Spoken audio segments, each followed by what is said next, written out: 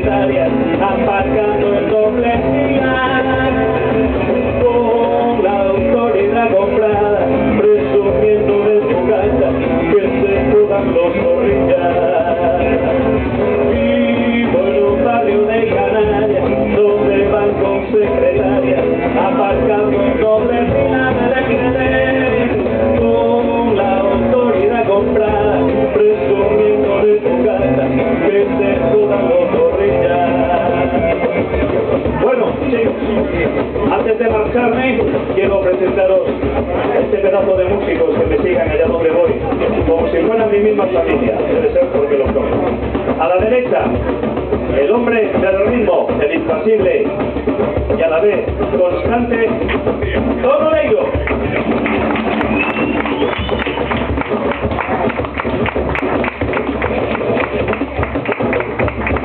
Y a mi izquierda, el hombre de los dedos vertiginosos, los cabellos al viento, no tan largos como los míos, Sergio Oleiro.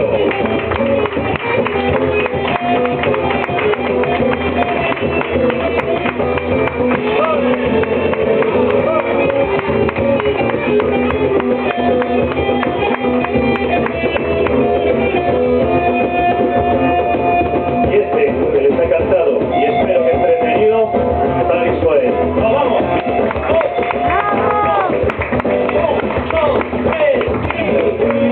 Por un barrio de Canarias, donde van con secretaria, aparcando en doble fila, con la autoridad comprada, presumiendo de tu casa, que se jodan los zorrillas.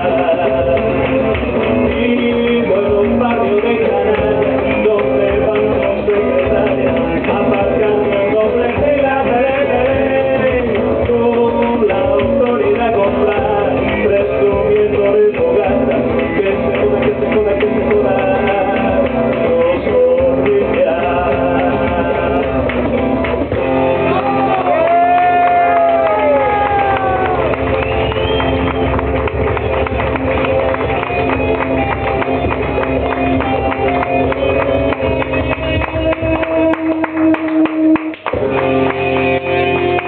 Hasta siempre y buenas noches.